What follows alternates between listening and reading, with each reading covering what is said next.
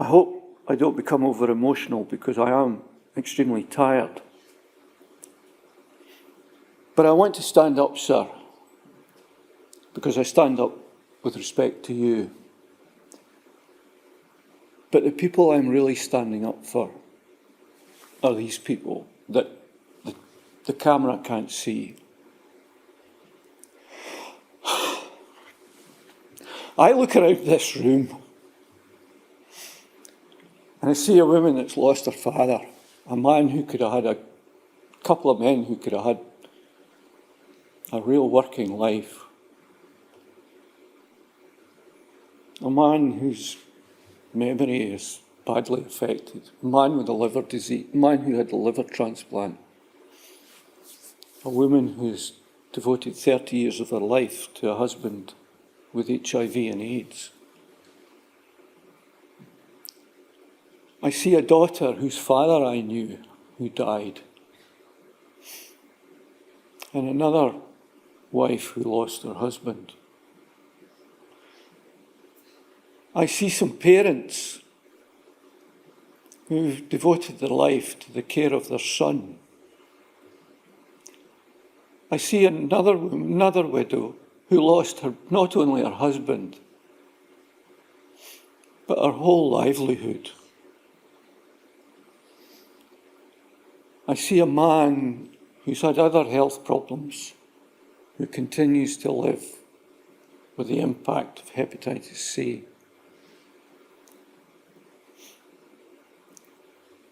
I see people not only from Scotland, but from Northern Ireland.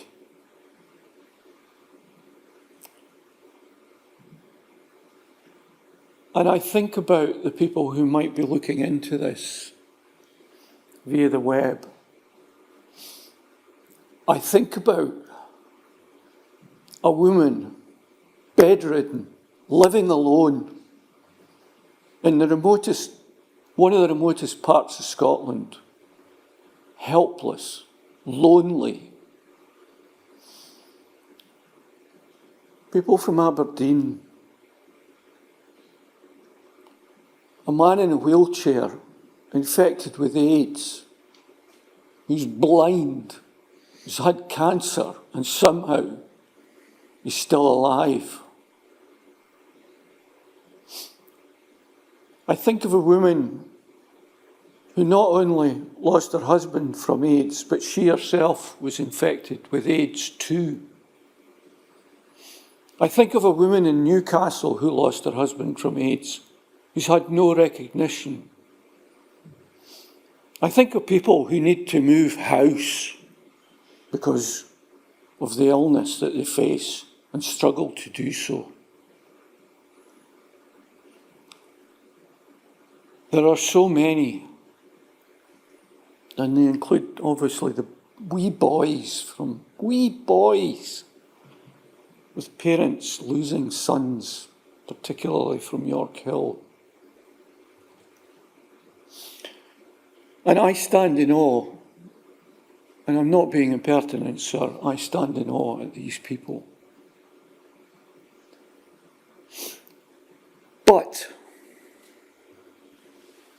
I also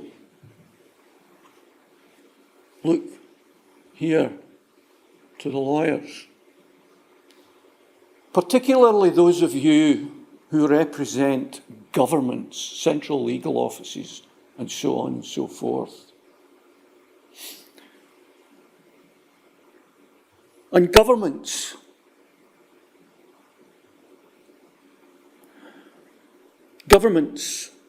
for me, we've got two people here in Scotland today. Ask them what they're going to do about this. I asked the media not to report how emotional I am about this. Go and ask these guys who want to be our Prime Minister. Go and ask them what they're going to do about this disaster.